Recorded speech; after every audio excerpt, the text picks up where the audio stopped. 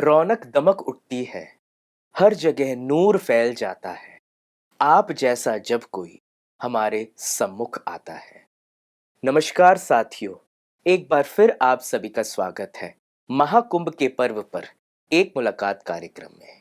आज हमारे साथ मौजूद है बाप दादा के अति प्यारे, हम सबके वरिष्ठ आदरणीय बीके राजू भाई साहब, जो मधुबन से यहाँ हमारे बीच आए हैं। नमस्कार राजू भाई साहब। नमस्कार। आपका बहुत बहुत स्वागत है एक मुलाकात कार्यक्रम में। भाई साहब, हम जानना चाहेंगे, महाकुंभ में इस वक्त हम प्रयागराज में हैं और बहुत ही सुंदर आध्यात्मिक वातावरण बन चुका है। आप मधुबन से यहाँ प्रयागराज आए, वहाँ से यहाँ तक का आपका कैसा सफ़र था और अभी बाबा के परिसर में आके आपको कैसा लग रहा है? महाकुंभ में इस समय जो हमारा स्वर्णिम भारत ज्ञान कुंभ लगाया गया है, जी। ये बहुत आकर्षण है और सभी की एक इच्छा होती है कि हम देखें कैसे परमात्मा की सेवाएं इस महाकुंभ से हो रही हैं। क्योंकि करोड़ों आत्माएं यहाँ आ रही हैं, श्रद्धा से, भावना से स्नान करती हैं, गुरुओं के दर्शन करती हैं। तो एक चारों तरफ भक्ति का और अच्छा एक आध्यात्मिक वातावरण बना हुआ है। जी। तो सबको आकर्षण होती है, पूरे भारत क्या पूरे विश्व के लोग यहाँ आना चाहते हैं, क्योंकि देख रहे हैं कि सबकी कितनी श्रद्धा है। इतने ठंडे पानी में सब नहाते हैं, उनकी भावना है, श्रद्धा है, तो भगवान उनको उस भावना का फल भी देता है। जी भाई जी। भाई साहब, जानना चाहते हैं कि लोग करोड़ों में आके यहाँ स्नान कर रहे हैं, शाही स्नान कर रहे हैं, तो मात्र केवल स्नान करने से ही जो पाप है वो धुल जाएंगे? नहीं, पाप धुलने की बात नहीं है, लेकिन एक भावना का भाड़ा। कोई भी भक्त बहुत भावना से, श्रद्धा से कोई कार्य करता है, तो भगवान भी प्रसन्न होकर के उसको कुछ न कुछ की मनोकामनाएं पूरी कर देते हैं। जी। पाप तो आत्मा के ऊपर चढ़े हैं। शरीर के ऊपर अगर कोई मैल हो, शरीर के ऊपर कोई गंध हो, तो दूर हो सकती है मिट पानी से, लेकिन पतित आत्मा बनी है और आत्मा को पावन बनाने का साधन केवल ज्ञान ही है, जो ज्ञान सागर परमात्मा के पास है। पतित पावन परमात्मा को हम कहते हैं, रोज कहते हैं हे पतित पावन सीताराम। तो जो सर्व सीताओं का, आत्माओं का राम है, वो परमात्मा शिव है। जी। और उनकी स्मृति से, उनके ज्ञान से ही आत्मा पावन बन सकती है। तो अगर कोई नित्य ज्ञान स्नान करता है, ज्ञान माना क्या? समझ है। अगर हम समझ से कोई कार्य करते हैं, मैं कौन हूँ, मैं कहाँ से आया हूँ, मैं किस लिए आया हूँ, मुझे क्या करना है, तो ज्ञान हम कहते हैं समझ को। और जितना हम आत्मा समझ से कोई कार्य करती हैं, जी। कहते हैं विवेक, बुद्धि। जब कोई संकल्प में कोई कर्म करने का संकल्प उत्पन्न होता है, तो विवेक जो है, बुद्धि जिसको कहते हैं, वो रोकता है कि ये राइट है, ये रॉन्ग है, ये करना चाहिए, नहीं करना चाहिए। लेकिन वर्तमान समय जो मन है, इंद्रियों के अधीन हो गया है, और जब इंद्रियों के अधीन हो गया है तो उससे कई विकर्म, पाप कर्म हो रहे हैं। जी। देहमान के कारण काम विकार, क्रोध, लोभ, मोह, अहंकार, अनेक प्रकार की ईर्ष्या, द्वेष, गलत भावनाएं, नकारात्मक चिंतन। अब जब तक हमने चिंतन धारा को परिवर्तन नहीं किया है, तब तक हम पापों से नहीं मुक्त हो सकते। श्रद्धा है, भावना है कि गंगा में स्नान करने से हम पावन बन जाएंगे, तो जैसी भावना होती है वैसा उसको फल मिलता है। लेकिन आत्मा को पावन बनाने के लिए केवल परमात्मा की याद है, ये ज्ञान है। ज्ञान को हम अमृत भी कहते हैं, ज्ञान धारा है। तो जितना हम ज्ञान स्नान करते हैं, रोज अपने आप का चिंतन करते हैं, स्वचिंतन, उतना आत्मा पावन बनती जाती है। स्वचिंतन और परमात्म चिंतन, जिसको हम मेडिटेशन कहते हैं, राजयोग। तो जितना हम योग अभ्यास करते हैं, परमात्मा की शक्तियाँ जितना हमारे अंदर आती जाती हैं, उतना आत्मा शक्तिशाली बन जाती है, स्वराज्य अधिकारी। और जब स्वराज्य अधिकारी बनती है तो अपनी कर्म इंद्रियों पर वो शासन करना सीख जाती है। कोई नया पाप उस इंद्रियों से उसको नहीं होता उससे। लेकिन अगर मान लो कोई पिछले पाप हुए हैं, तो जितना हम परमात्मा की याद में रहते हैं, तो कहते हैं योग अग्नि है। उस योग अग्नि में हमारे पाप दग्ध होते हैं, आत्मा उससे पावन बनती है। उसको हम जल का भी मैं कहते हैं, जैसे गंगा जल, ऐसे ज्ञान जल भी है, अमृत भी है। तो ज्ञान स्नान करने से, योग स्नान करने से आत्मा पावन बनती है। लेकिन एक बहुत सुंदर भक्ति मार्ग की मान्यता चली आई, गंगा का जल बहुत पवित्र माना गया है, स्वच्छ माना गया है। इतने करोड़ों लोग इसमें स्नान कर रहे हैं, तो ज़रूर उन्हें कुछ फ़ायदा हो रहा है, कुछ उनकी श्रद्धा का फल मिल रहा है। इसलिए भावनाएँ हैं और हमारे सनातन धर्म की एक संस्कृति बनी हुई है। इसलिए ये बहुत अच्छा कार्य है और कर रहे हैं, सब संगठित होते हैं। एक सनातन संस्कृति की जो बहुत मूल मान्यताएँ हैं, उसके अनुसार सभी आते हैं, स्नान करते हैं और अपने आप को बहुत खुशनसीब महसूस करते हैं। उनकी खुशी उसी में ज़ाहिर होती है। जी। कोई भी आता है, एक बार डुबकी लगाता है तो ऐसे लगता है जैसे आत्मा पावन बन गई। लेकिन वास्तव में शरीर स्वच्छ होता है, शरीर शक्तिशाली बन सकता है, आत्मा तो परमात्मा की याद से ही पावन बनती है। जी भाई साहब, बिल्कुल। तो जैसे स्नान कर रहे हैं तो उससे शरीर पवित्र हो रहा है और जब हम ज्ञान स्नान करेंगे तो उससे हमारा मन और आत्मा दोनों पवित्र हो जाएँगे। इसलिए तो ज्ञान कुंभ यहाँ लगाया गया है। जी। तो भाई साहब, हम देख सकते हैं कि आज के डेट में मनुष्य काफ़ी बिज़ी है अपने लाइफ़स्टाइल में। अपने जॉब पे जाते हैं या बिज़नेस में जाते हैं, तो उनको अपने लिए समय नहीं मिल पाता है और काफ़ी स्ट्रेस, डिप्रेशन, एंग्ज़ायटी ये सारी चीज़ें लोगों में देखने को मिल रही हैं। तो किस प्रकार से, जैसे आपने बोला ज्ञान स्नान, तो किस प्रकार से लोग अपने लिए समय निकालें, जिससे उनको थोड़ा मन की शांति महसूस होए? क्या करें वो इसके लिए? ऐसा है कि जब ज्ञान माना समझ बुद्धि में आती है, तो उसके लिए कोई हमें स्पेशल समय देने की ज़रूरत नहीं पड़ती। हम कर्म करते हुए भी परमात्मा की याद में रह सकते हैं और कर्म करने के साथ-साथ अगर हमारा विवेक साथ काम कर रहा है, तो जो कर्म गलत होने वाले हैं, उन पर हमारा कंट्रोल आ जाता है। जी। ज्ञान या योग ऐसा नहीं है कोई हम कर्म संन्यास कर दें या कर्म छोड़ कर के जंगल में चले जाएँ, ऐसा योग और ज्ञान नहीं सिखाता है। प्रवृत्ति में रहें, अपने घर गृहस्थ में रहें, सब कार्य करें, लेकिन तनाव मुक्त तभी रह सकते हैं जब स्वशासक बन कर के काम किया जाए। आज व्यक्ति जो है इंद्रियों के अधीन होकर के काम कर रहा है, पैसे के पीछे, धन के पीछे भाग रहा है। अगर व्यक्ति की कामनाएँ कम हो जाएँ, सीमित हो जाएँ, तो कई प्रकार की समस्याएँ खत्म हो सकती हैं। जी। लेकिन जितना उसके पास पैसा आता है, उसका सही प्रयोग कैसे किया जाए, उसके ज्ञान की ज़रूरत है, हुँ। समझ की ज़रूरत है। पैसे को अगर सही रूप से प्रयोग नहीं किया गया, तो ये पैसा ही व्यक्ति के लिए एक जंजाल बन जाता है जी। और वही तनाव का कारण बनता है। तो हम पैसे की भागदौड़ की बजाय जितनी आवश्यकता है, उतना हम ज़रूर शरीर निर्वाह के लिए कर्म करें। लेकिन कर्म करते बीच-बीच में मन और बुद्धि को परमात्मा में टिकाएँ, लगाएँ। जैसे आज हम अगर 24 घंटे कोई बैटरी या मोबाइल यूज़ करते हैं, तो उसको बीच-बीच में उस चार्ज करने के लिए पावर हाउस से कनेक्ट करना पड़ता है। अगर कहें हमारे पास उसके लिए टाइम ही नहीं है, तो बैटरी या मोबाइल कितना ही समय यूज़ करोगे आप? हुँ।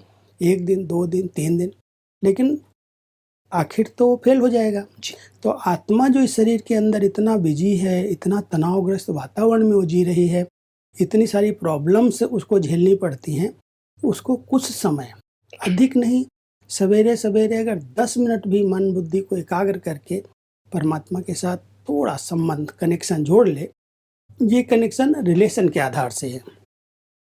जितना हमारा रिलेशन परमात्मा के साथ जुड़ता जाता है, उसके द्वारा परमात्म शक्तियाँ प्राप्त होती हैं। वो शांति के सागर हैं, प्यार के सागर हैं, सुख के सागर हैं और उनसे हम जब कनेक्ट होते हैं तो वो शक्तियाँ हमारे अंदर आती हैं और उन शक्तियों के आधार से जब हम कोई कार्य करते हैं तो काम हमारे लिए बोझ नहीं लगता, हमारे जीवन में तनाव पैदा नहीं होता, हम सहज तनाव मुक्त रह सकते हैं।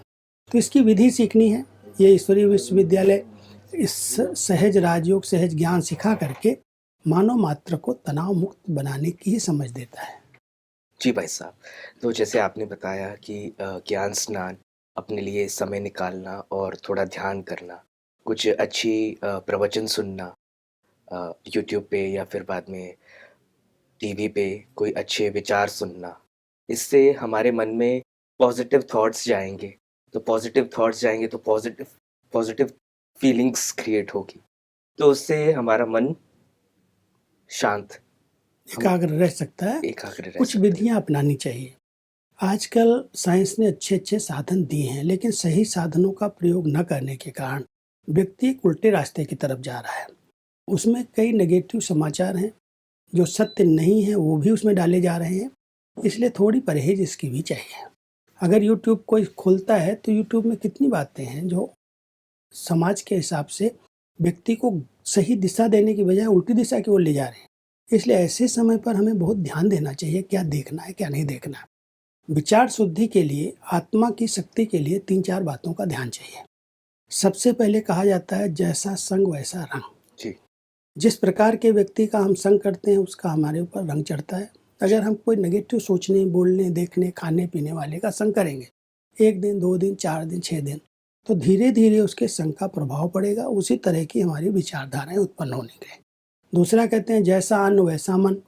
अगर अन्न गलत है, आज केमिकल्स का एक तो उपजाया हुआ है, दूसरी ओर अन्न बनाने वाले, भोजन बनाने वाले की विचारधाराएं क्या हैं, कितना उसके अंदर विकार हैं, विकृतियां हैं, लोभ वृत्ति है, स्वार्थ वृत्ति है, उसके द्वारा बना हुआ अन्न अगर हम खाते हैं तो हमारे मन के संकल्प भी उसी प्रकार चलना शुरू हो जाते हैं।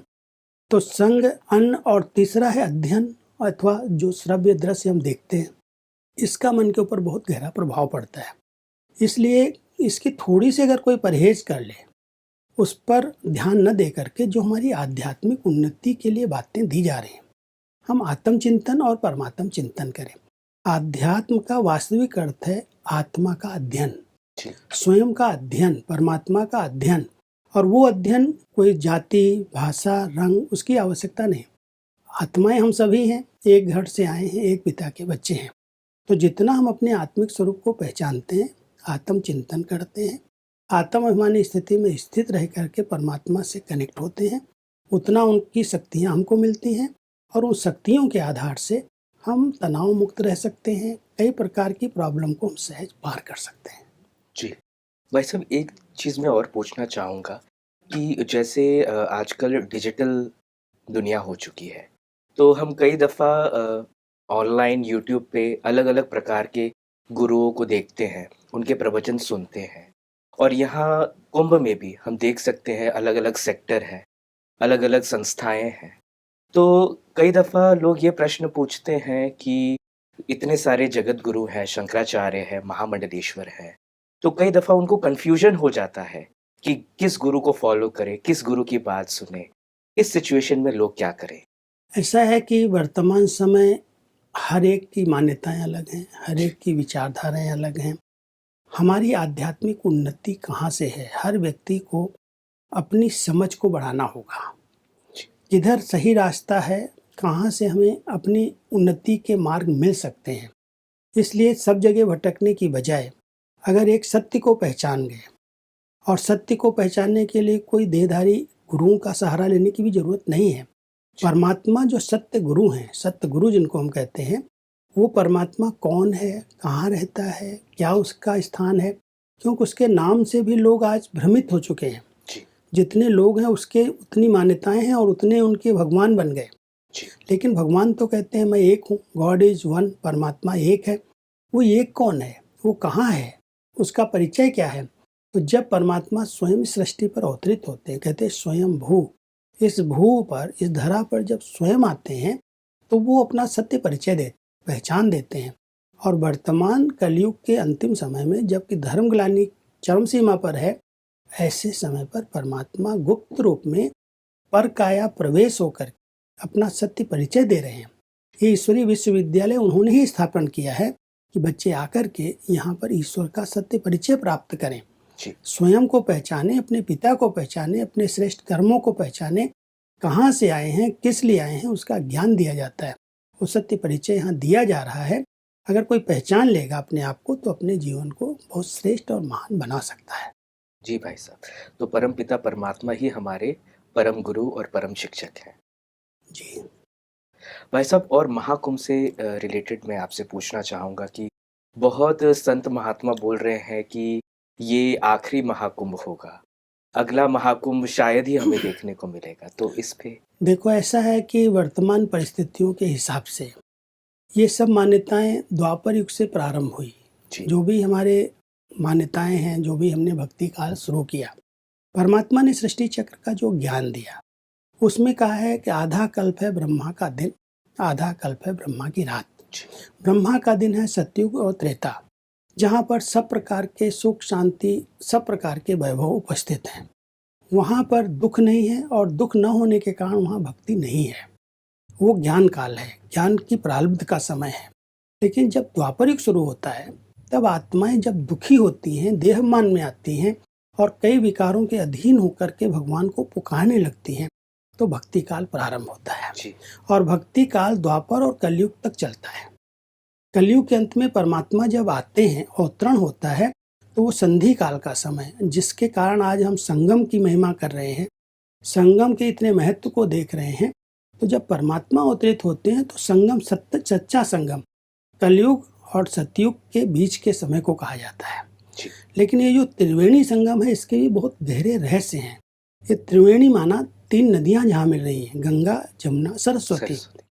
इन तीनों की बहुत बड़ी विशेषताएं हैं। ये नदी को हम कह रहे हैं, लेकिन ये वास्तव में माताओं के रूप में इनको दर्शाया गया है। जब हम गंगा माँ कहते हैं तो एक नारी का रूप आता है, यमुना माँ कहते हैं तो भी नारी का रूप आता है, सरस्वती कहते हैं तो भी एक नारी का रूप आता है। लेकिन हमने एक यादगार रूप में बहुत सुंदर स्थान बना लिया। ये त्रिवेणी है, सरस्वती गुप्त है, गंगा और जमुना का संगम है।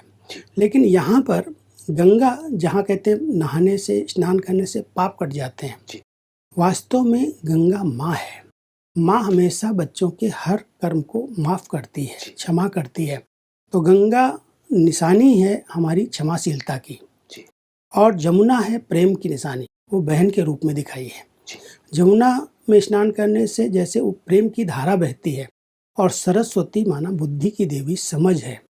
जब व्यक्ति समझ को धारण करता है, प्रेम में व्यवहार करता है, तो परमात्मा ज्ञान गंगाओं को निमित्त बना करके हमारे सब पापों को माफ कर देता है।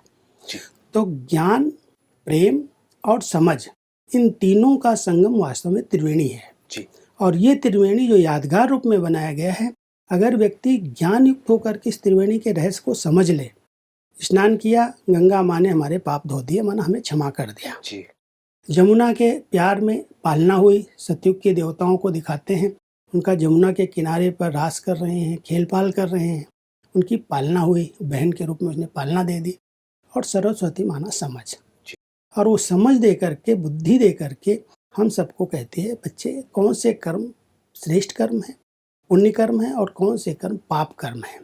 तो जब हम उनको समझ जाते हैं, तो हम पाप कर्मों से छूट जाते हैं और हमारे से पुण्य कर्म होने लगते हैं।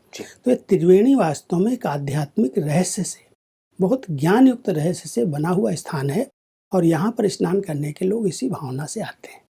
जी भाई साहब, आपने बहुत अच्छी तरह से बताया भाई साहब, गंगा, यमुना और सरस्वती का जो रहस्य, आध्यात्मिक रहस्य है, कि किस प्रकार गंगा माँ हमें माफ़ कर देती है, और हमारे जो भी गलतियाँ हैं, बुराइयाँ हैं, उसको धारण करके हमको माफ़ कर देती है गंगा माँ।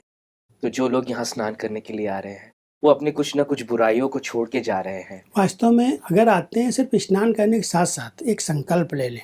जैसे कोई तीर्थ पर भी जाते हैं तो लोग कहते हैं हम आज ये नहीं खाएंगे, ये छोड़ के जाते हैं, आज ये छोड़ के जाते हैं। लेकिन केवल ये छोड़ के जाएं, स्नान करते समय एक संकल्प करें, हम गुस्सा नहीं करेंगे, हम अपनी दृष्टि वृत्ति को बहुत शुद्ध और पवित्र रखेंगे। जैसे हमारी माँ है, हमारी बहनें हैं, उनके प्रति हमारी बहुत शुद्ध भावनाएं हैं, बहुत अच्छी दृष्टि रहती है। ऐसे सभी नारियाँ हमारी माँ के तुल्य हैं, हमारी बहन के तुल्य हैं, तो हमारा जीवन एक चरित्रवान बन जाएगा। अगर हम अपनी दृष्टि को, अपनी वृत्तियों को, अपने बोल को और अपने कर्म को, जहाँ पर गलतियाँ हो रही हैं, जिससे हमें दुख और अशांति का अनुभव होता है, जो भी ऐसे विकृतियाँ आई हैं, विकार जिसको हम कहें, बुराइयाँ आई हैं, जब स्नान करते हैं, जितनी डुबकी लगाते हैं, संकल्प करें, आज गंगा माँ मैं तुम्हें ये दान करती हूँ, तो आत्मा पावन बन जाएगी। इसलिए बहुत सुंदर रहस्य है। और कई लोग ऐसे डुबकी लगाते समय संकल्प लेते भी हैं कि हम आज से गुस्सा नहीं करेंगे, आज से हम चोरी नहीं करेंगे, आज से हम किसी को दुख नहीं देंगे। इस प्रकार के अगर संकल्प कर लेंगे तो उनका जीवन परिवर्तन हो जाएगा। जी भाई साहब, और मैं आपसे पूछना चाहूँगा कि कई संत महात्मा और बाकी के लोग ये सोचते हैं कि ब्रह्मा कुमारीज़ सनातनी नहीं है। तो मैं आपसे जानना चाहूँगा, क्या हमारा जो ब्रह्मा कुमारीज़ का ज्ञान है, वो सनातन से रिलेटेड नहीं है? वास्तव में प्रत्यक्ष को प्रमाण देने की आवश्यकता नहीं है। हमारे ईश्वरीय विश्वविद्यालय में जो सनातन धर्म की मूल मान्यताएं हैं, पवित्रता है, सात्विकता है, सकारात्मकता है, जो भी सनातन धर्म की मूल मान्यताएं हैं, आज केवल हम मुख से बोलें हम सनातनी हैं और हम वही कर्म करें, तो सनातन वास्तव में आप नहीं हैं। सनातनी वो हैं जो सनातन धर्म की जो मूल मान्यताएं हैं उनको प्रैक्टिकल जीवन में धारण करते हैं। आज हमारे पास पवित्रता का इतना बड़ा महत्व है। प्रवृत्ति में रहते हुए ब्रह्मचर्य व्रत का पालन करना, जी शुद्ध सात्विक वृत्ति के साथ साथ शुद्ध आहार करना, सात्विक वृत्तियां रखना, घर गृहस्थ में रहते हुए घर को एक सुंदर मंदिर बनाना, आश्रम की तरह घर को एक स्वच्छ रखना, विचारों को स्वच्छ रखना, बुराइयों से मुक्त होकर के रहना, ये सनातन धर्म की मूल धारणाएं हैं। जी और उन सनातन धर्म की मूल धारणाओं को आज 14 लाख से भी अधिक भाई बहनें पालन कर रहे हैं। जी हाँ, जो दिखावा है, कर्मकांड है, भक्ति, पूजा, तप, हाँ, वो बात परमात्मा कहते हैं बच्चे, जब तुम्हें परमात्मा प्राप्ति हो गई, जब तुम्हें निश्चय हो गया परमात्मा हमारे पिता हैं और उस पिता के साथ आपका कनेक्शन रखा, कनेक्शन जुट गया, तो कनेक्शन जोड़ने के बाद आपको कोई भी कर्म कांड या दिखावा करने की क्या आवश्यकता है। जी इसलिए परमात्मा ने जो सनातन धर्म की मूल मान्यताएं हैं वो उनके ऊपर हमें मार्ग पर चलना सिखा दिया। हम चल रहे हैं। हजारों भाई बहने देखो कैसे घर गृहस्थ में रहते हुए इतना सुखी जीवन जी रहे हैं, अपनी दृष्टि को, अपनी वृत्तियों को, अपने कुकर्मों से बचे हुए हैं। हम कुदृष्टि से बच गए, कुवचन से बच गए, कुचलन से बच गए। जो हमारी सनातन धर्म की मूल मान्यताएं हैं, आज देखो देवी देवताओं को क्या कहते हैं, श्री लक्ष्मी, श्री नारायण, श्री सीता, श्री राम, जी श्री राधे, श्री कृष्ण। उनके मंदिर में जाते ही हम क्या कहते हैं, आप सर्वगुण संपन्न हैं, 16 कला संपूर्ण हैं, संपूर्ण निर्विकारी हैं, मर्यादा पुरुषोत्तम है। आज जब निर्विकारीपन की कोई बात आती है तो जो हमारे त्यागी हैं, संन्यास ले लिया, वो तो कहते हैं हम पवित्र रह सकते हैं। जो प्रवृत्ति वालों को कभी नहीं कहेंगे आप पवित्र रहो। लेकिन ये ईश्वरीय विश्वविद्यालय है, चाहे वो समर्पित लोग हैं, चाहे वो प्रवृत्ति वाले हैं, आज 14 लाख से भी अधिक भाई बहनें इस मार्ग में जुड़े हुए हैं, जो पवित्र प्रवृत्ति में, जो शुद्ध शाकाहारी भोजन कर रहे हैं, जो कभी किसी के कोई भी कार्य में इंटरफेयर नहीं करते, जो किसी को दुख नहीं पहुंचा रहे हैं। तो सनातन की जो मूल मान्यताएं हैं, जब हम उस पर चल रहे हैं तो कौन कह सकता है कि हम सनातनी नहीं हैं। जी हम तो सनातन के मूल फाउंडेशन को मानते हैं और उस फाउंडेशन पर चलने वाले ही कहते हैं। देवी देवताओं के मंदिरों में हम जाते हैं तो कहते हैं तुम मात पिता हम बालक तेरे, जिसके मात पिता देवी देवताएं हैं, देवी देवताओं के हम वंशज हैं, जी हम सनातन धर्म के मूल हैं। आदि सनातन देवी देवता धर्म की स्थापना करने के लिए परमात्मा आते हैं। जी हाँ, वो धर्म जब उसमें पवित्रता की कमी आती है तो हिंदू धर्म के नाम पर आ जाता है, जी लेकिन वास्तव में हम सब सनातन धर्म की हैं वंशज। जी और वर्तमान समय जो हमारी धारणाएं कम होती गई तो हम दूसरे धर्मों में कन्वर्ट होते गए। हिंदुओं को भी लोगों ने दूसरे धर्मों में कन्वर्ट कर लिया। जी वास्तव में हमारा मूल धर्म है आदि सनातन देवी देवता धर्म, और उसी धर्म की स्थापना के लिए परमात्मा इस सृष्टि पर अवतरित हुए हैं। और उस धर्म की स्थापना के लिए जो सत्य मार्ग दिखाया, 4 मुख्य नियम हमारे विद्यालय के हैं। पहला ब्रह्मचर्य, जी दूसरा शुद्ध शाकाहारी भोजन, तीसरा श्रेष्ठ संग जिसको हम सत्संग कहते हैं, जी और चौथा दिव्य गुण, दैवी गुण। उनको हम प्रैक्टिकल जीवन में धारण करते हैं और उसको धारण करके ही हम राजयोगी बनते हैं। अब राजयोगी कहे हम सनातन धर्म के नहीं, या हमको कोई कहे आप सनातन धर्म के नहीं हैं, तो वो ऊपर से कहता है, लेकिन अगर देखेगा करके प्रैक्टिकल सुनी सुनाई बातों की बात नहीं है, लेकिन अगर वो इस बात को समझ जाएगा तो मैं समझता हूँ कभी नहीं कहेगा आप सनातन धर्म के नहीं हैं। जितने संत महात्माएं हमारे ईश्वरीय विश्वविद्यालय के मुख्यालय में आए हैं, हमारे कार्यक्रमों में आए हैं, वो यही कहते हैं सनातन धर्म के रक्षक तो आप हैं। जी हम तो सिर्फ कह रहे हैं, लेकिन आपने प्रैक्टिकल ऐसी प्रवृत्ति वालों को तैयार किया है जो सनातन धर्म की रक्षा कर रहे हैं, वो उसकी नींव है। जी जी भाई साहब, आपने बिल्कुल सही बोला। जैसे बाबा भी यहाँ आए हैं, आदि सनातन देवी देवता धर्म स्थापित करने ही बाबा आए हैं, तो हमारा जो ज्ञान है वो सनातन धर्म को और परिपक्व कर रहा है, उसकी और रक्षा कर रहा है। और उसके सिद्धांत के आधार पर हम लोगों की प्रैक्टिकल जीवन है। जी हमारी कथनी और करनी में अंतर नहीं, हम कहें कुछ और करें कुछ। कहते हैं मुख में राम बगल में छोरी, अगर कथनी करनी हमारी समान नहीं है तो हम कैसे कहला सकते हैं हम सनातनी हैं। जी सत्य धर्म की स्थापना के लिए परमात्मा आते हैं। सत्य के 2 अर्थ हैं। सत्य माना हमारे अंदर बाहर जो है एक जैसा हो, जी और सत्य माना अविनाशी, सच्चा, वो आत्मा है। आत्मा सत्य है और आत्मा सच्ची है। अगर वो सत्य और सच्ची है तो वो सनातन धर्म की है। जी। अगर स्वधर्म में हम स्थिति नहीं है, हम देहमान में रहते हैं, मैं बड़ा हूँ, ये बड़ा है, मैं छोटा हूँ, तो सनातन धर्म की मूल मान्यताएं खत्म हो गई। सनातन धर्म की मूल मान्यता है एक निमित्त भाव, जी। दूसरा नम्र भाव, तीसरा निर्मल वाणी, चौथा सबको सम्मान देना। अगर इसकी धारणाएं हमारे जीवन में नहीं है तो हम कैसे कहेंगे हम सनातनी हैं। हमारे यहाँ ईश्वरीय विश्वविद्यालय के अंदर ये मूल धारणाओं पर पहला लेसन दिया जाता है और जो उसको पालन कर लेता है हम कहते हैं ये सनातनी है। जी। भाई साहब, आप प्रयागराज यहाँ महाकुंभ में आए हैं, बाबा के परिसर में। आप लोगों के लिए क्या संदेश देना चाहते हैं? हम तो यही सोचते हैं, समझते हैं कि आज करोड़ों आत्मा इतनी श्रद्धा से, भावना से आ रही हैं। जी। उनको परमात्मा भी उस भावना का भाड़ा, उसका कुछ न कुछ फल तो देगा ही। जी।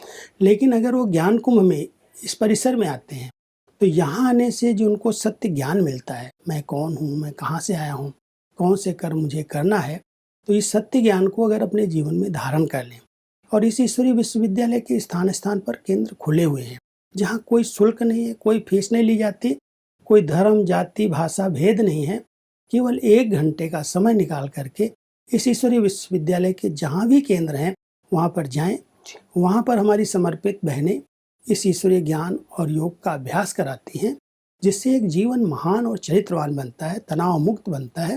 तो मैं सभी दर्शकों को, सुनने वालों को यही अपनी शुभभावना देता हूँ कि जब आए हैं इस परिसर में, प्रयागराज में, तो जैसे परमात्मा का गुप्त कार्य चल रहा है ज्ञान कुंभ में, वो सुने, देखें और देख करके अपने जीवन को महान बनाएं।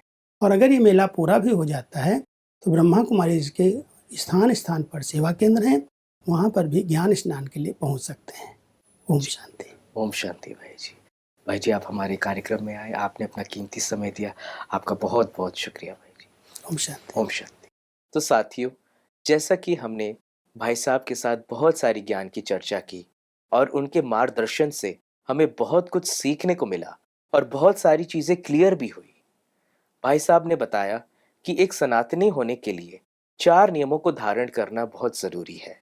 ब्रह्मचर्य, शुद्ध अन्न, सत्संग यानी सत्य का संग और दैवी गुण की धारणा। जो इन नियमों को धारण करता है उसका जीवन खुशहाल बन जाता है और सुखमय बन जाता है, जिससे स्वयं परिवर्तन होता है और विश्व का परिवर्तन भी होता है। इसी के साथ आज के कार्यक्रम को यही विराम देंगे और अगली बार फिर एक गेस्ट के साथ मुलाकात होगी। तब तक के लिए दीजिए हमें इजाजत। नमस्कार।